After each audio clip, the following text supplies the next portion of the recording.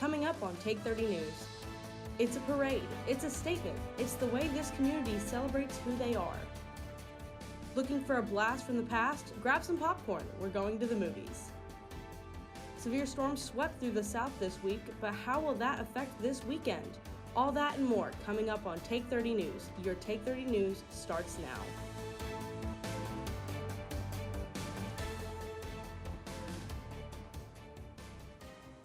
Welcome to Take 30 News. I'm Holly Emery. When you picture a hero, do you picture yourself? Well, now is your chance to be someone's hero. Take 30's Logan Brown tells us how we can give back to our community.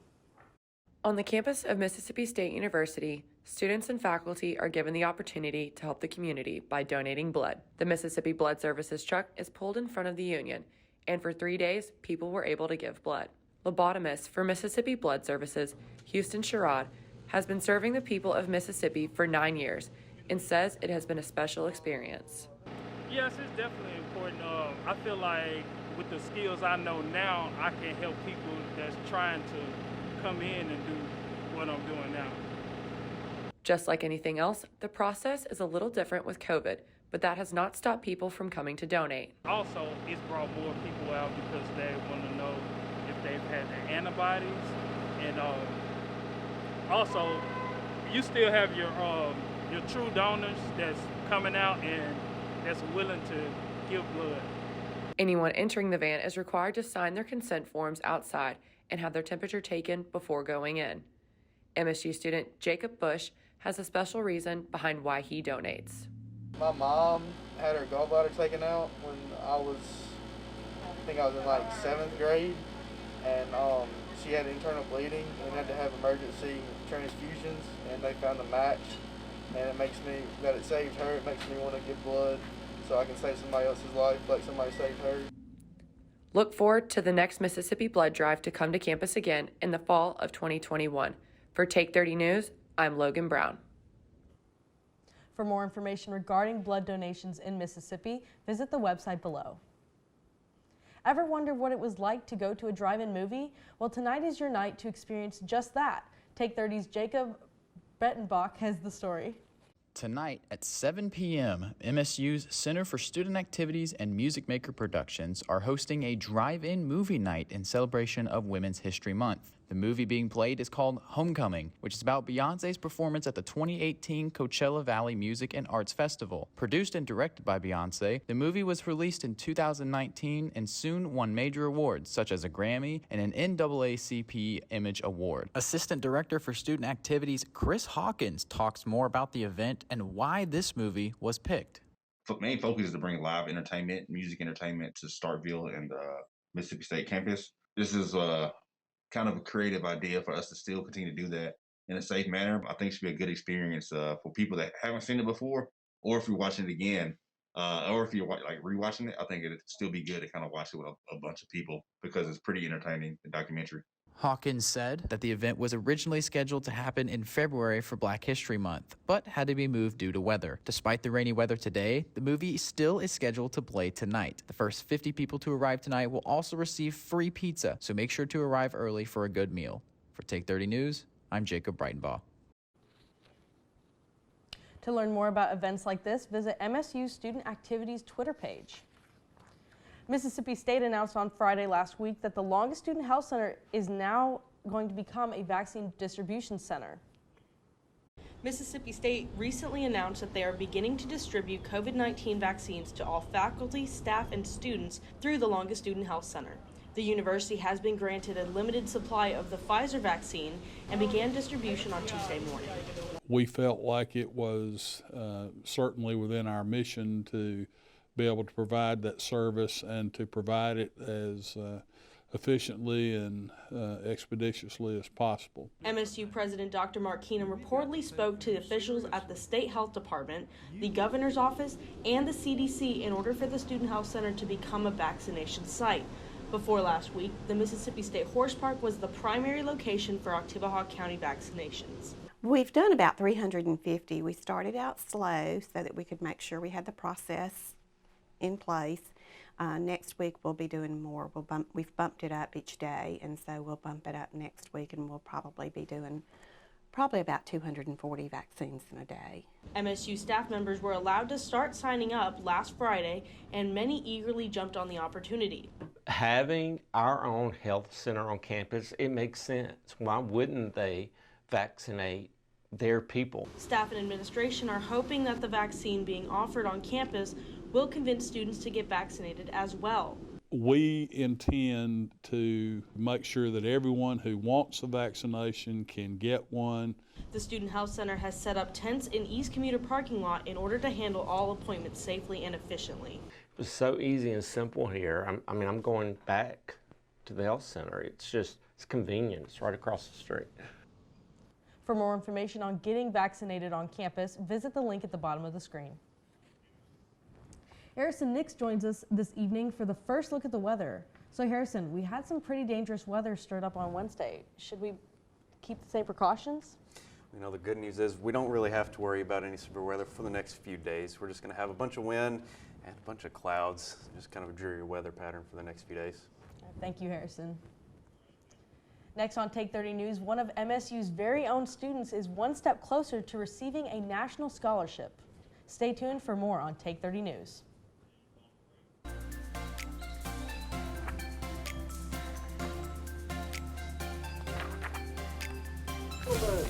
For your birthday.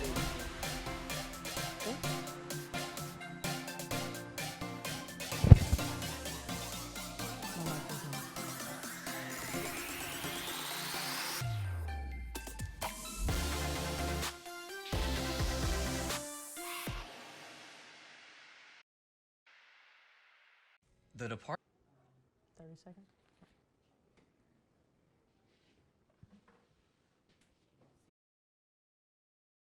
More as print and digital journalism majors.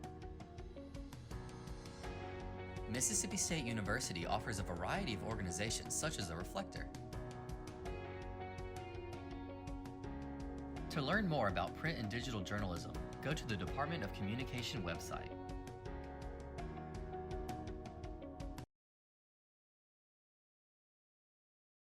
Truman Scholar.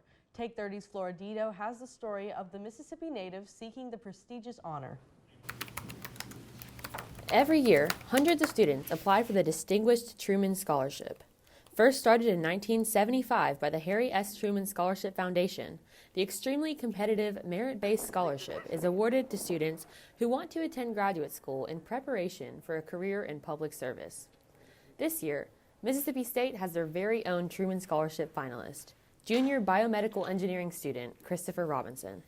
I'm really interested in public service. My career is centered around helping others, especially at the intersection of medicine and policy.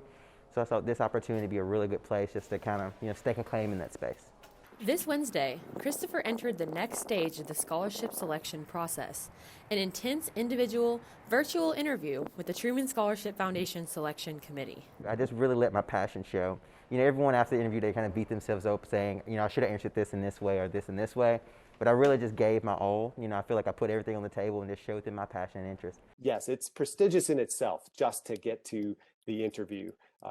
It is something to be proud of because that means that you have been vetted by a panel of lots of times former Truman scholars to say, yes, this person is committed to public service. This person is committed to an interesting issue, and they've got a great track record of scholarship.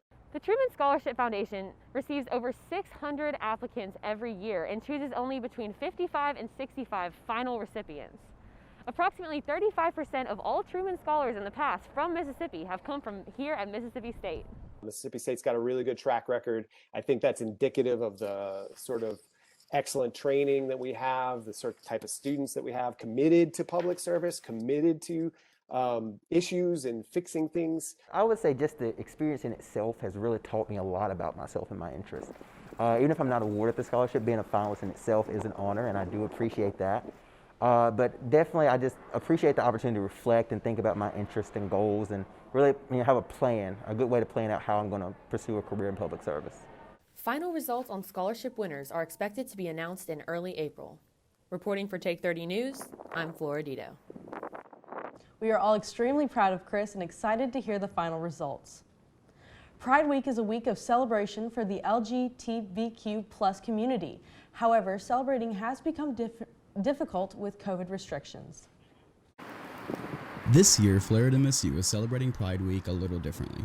With COVID restrictions preventing large gatherings, Pride Week has been online or socially distanced this year. Events include Pride-themed cowbells being hidden around campus, a craft night on WebEx, and a brown bag session where students can learn about different topics and issues within the LGBTQ+ community. Kay Mamiya is the advisor for Flair, who has been a key individual in the organization's success. All the ideas come from them, but I try to assist them like how to put those ideas into actual events or programs that they're doing. Due to COVID making regular Pride activities more difficult, students from Flair and on campus had to look elsewhere for their Pride activities this year. But they still wanted to do something virtually or something like that. It's not requiring physical interactions, so with the safety guidance. One of the virtual events is a brown bag meeting with Flair and the College Democrats. And actually tomorrow, Flair is doing a conversation dialogue program with College Democrats. It's just kind of like a more educational program for their members, but also anybody who wants to be part of that event to learn about different topics, issues within the LGBTQ+ community, and just kind of engaging in conversation and then share perspectives with other students. The brown bag discussion is being held on WebEx tonight at 6 o'clock. For more information on Flair, you can visit flairmsu.com. Nathaniel South reporting for Take 30 News. The brown bag discussion is the last event of the week. It starts tonight at 6 p.m. via WebEx. An MSU student has taken his passion for design and fashion to another level, all the while keeping up with his studies. Eli Thurman is not your typical business owner. Yes, sir. Look at me. He started his own clothing brand while still in college. Yeah, it has actually been a pretty big struggle. Whole Heart Clothing is a brand with a special meaning. The Whole Heart mission statement for the brand is to love others and love what you do with your whole heart. That doesn't mean that he doesn't have fun with it. Does that look official? Eli does everything from design to production right here in his apartment. He creates.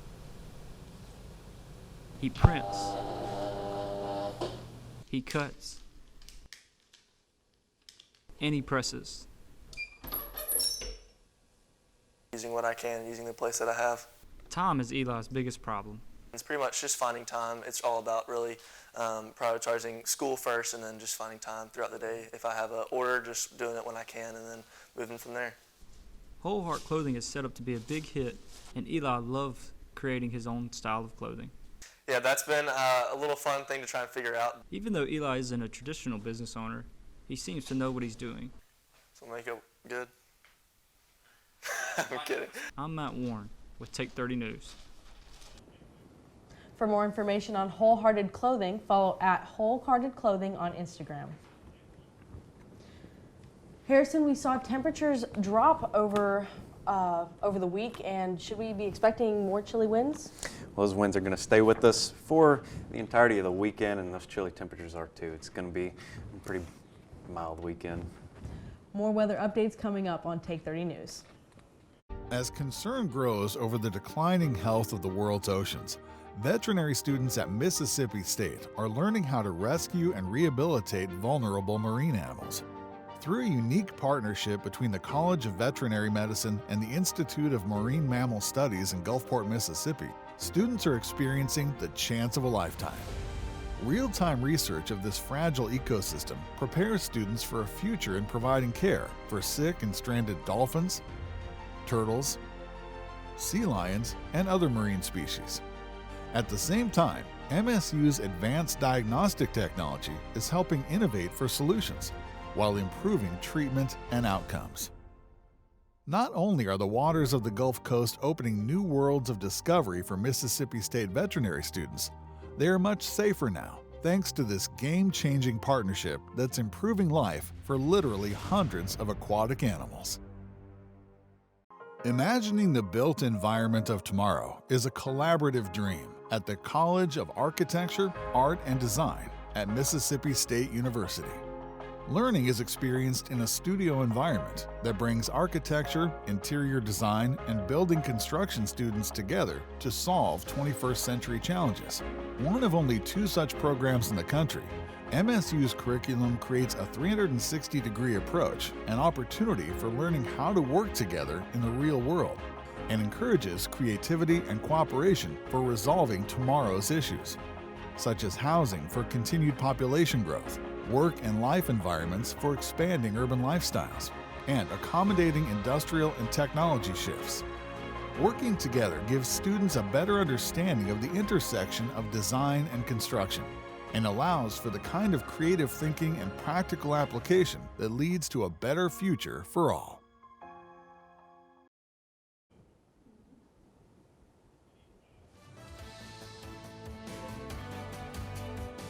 Those clouds are hanging around all across northeast Mississippi, including here in Starkville. Looking out the back at Hillman Hall, you can notice these clouds, especially back towards our north and east, where Tupelo's seeing a little bit thicker of the cloud cover. 50 degrees currently in Starkville. Notice this north-northwest wind at 7 miles per hour.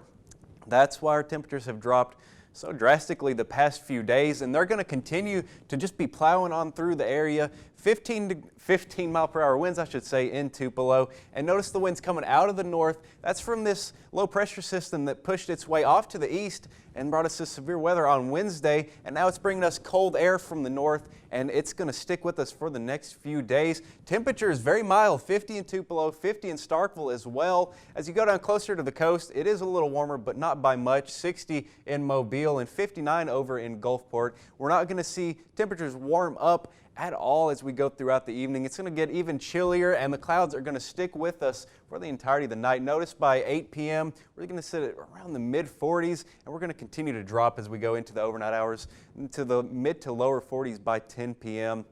Tomorrow we warm up just a little bit, but it's still going to be a mild and chilly day. 61 degrees. Clouds will stay with us for the morning hours, but I expect us to break up those clouds a little bit as we go into the afternoon hours and see a little bit more sunshine, but we'll remain windy and will remain chilly as well. Those winds will start to shift out of the east instead of the north, but it's not going to help our temperatures too much at all. Notice 6 p.m. on your Friday, those clouds are going to be sticking with us, and it's going to be the story for the next few days. Notice at 10 p.m. not much has changed at all. We're just going to be kind of stuck under the clouds, and that's really been the story the past few days. With the winds out of the east, we could see a few showers move in from Alabama, which is a little different from what we're used to. Notice these are going to be moving from east to west, and it's going to bring just a few spotty showers. I don't expect it to be a washout by any means, but something to keep in mind. Saturday, 6 a.m., those clouds are still with us. The good news is by the afternoon hours,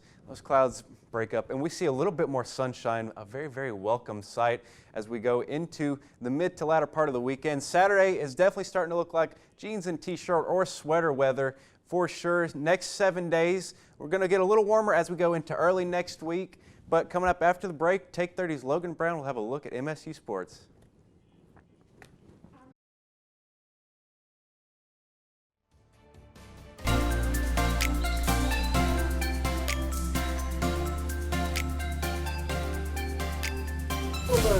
For your pre-game.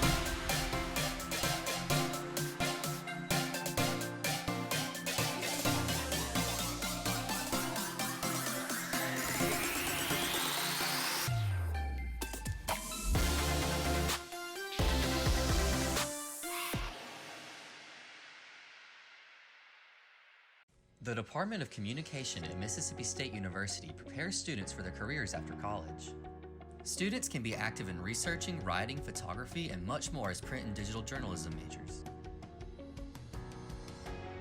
Mississippi State University offers a variety of organizations such as the Reflector. To learn more about print and digital journalism, go to the Department of Communication website.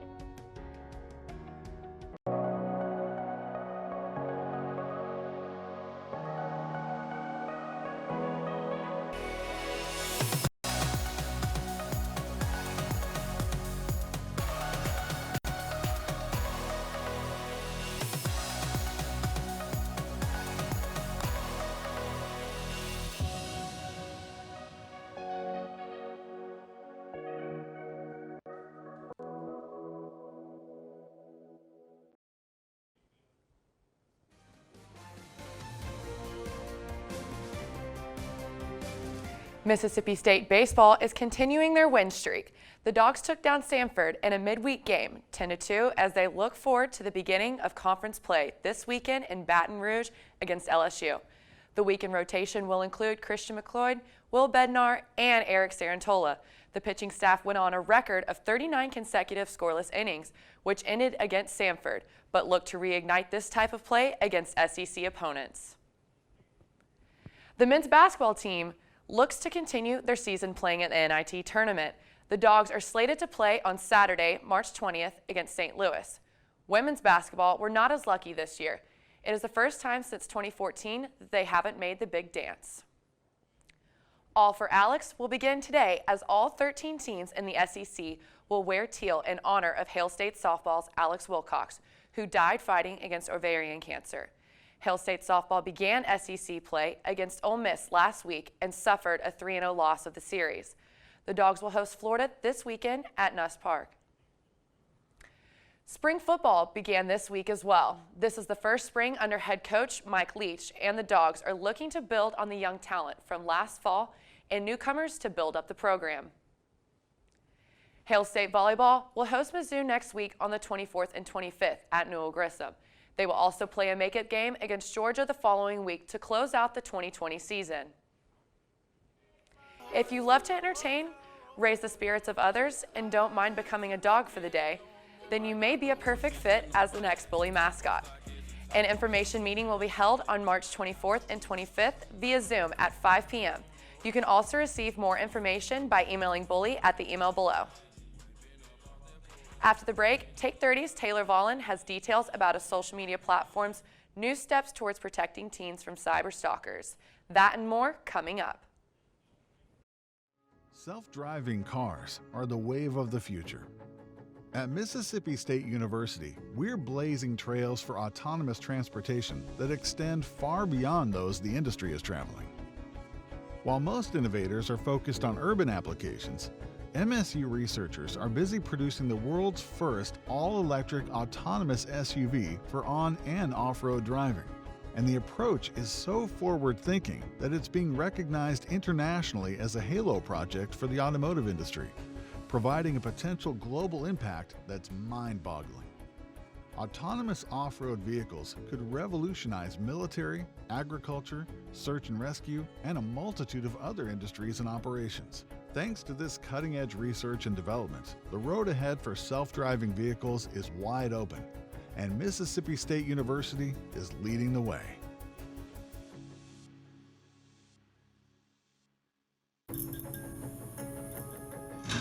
When the Department of Homeland Security needed help improving critical missions, they turned to Mississippi State University.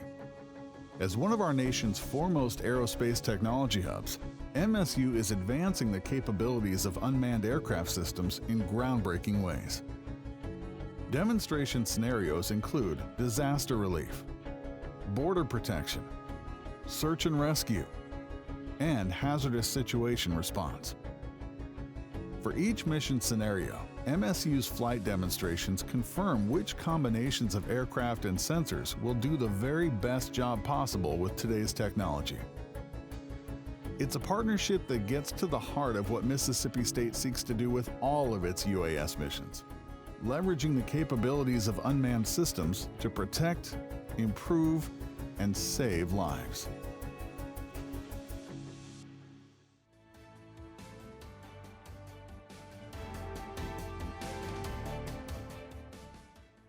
Social media can be a fun way to connect with friends, but it can also be fertile ground for online predators. However, Instagram announced a plan this week to help keep teenagers safe. The social media company is taking steps to protect teenagers from unwanted interactions with adults. The company plans to use artificial intelligence to restrict adults from messaging teenagers if they don't follow each other. The new screening will monitor the behavioral signals of users that could help determine their age. Instagram will also use prompts to encourage teens to be cautious and make it harder for adults to find and follow them. On CBS this morning, a spokesman for Instagram stressed that the activity on the platform is overwhelmingly positive, but a 2019 study found at least 20% of children reported being contacted by an online predator. Instagram also plans to update its Parents Guide so that parents have the resources to help their children have a positive experience on the platform. Tips in the guide include setting boundaries, encouraging teens to avoid social media for an hour before bed, and making sure they have an alarm clock that isn't their phone. Thursday, HBO Max dropped the much-anticipated Snyder Cut of 2017's Justice League movie. Following a family death, director Zack Snyder removed himself from the production and Joss Whedon took the helm. However, after poor reception of the movie, fans took to social media to champion behind Zack Snyder to release his vision for the film. Thursday, that dream became reality when the 4-hour and 2-minute blockbuster hit the streaming service. After more than a year of closure, the theme parks at Disneyland and Disney California Adventure plan to reopen. It is scheduled on April 30th with a limited capacity and restrictions on some of the attractions. Disneyland also plans to open some of their hotels in phases. Today, a technical crew member of the ABC series The Conners passed away. The Conners premiered as a spin-off to Roseanne, which was canceled following a controversy with Roseanne Barr. The name of the member was not revealed, but according to law enforcement sources, the crew member was on a catwalk at CBS Studio Center's Stage 22 when the medical incident happened. Thank you all so much for joining us today.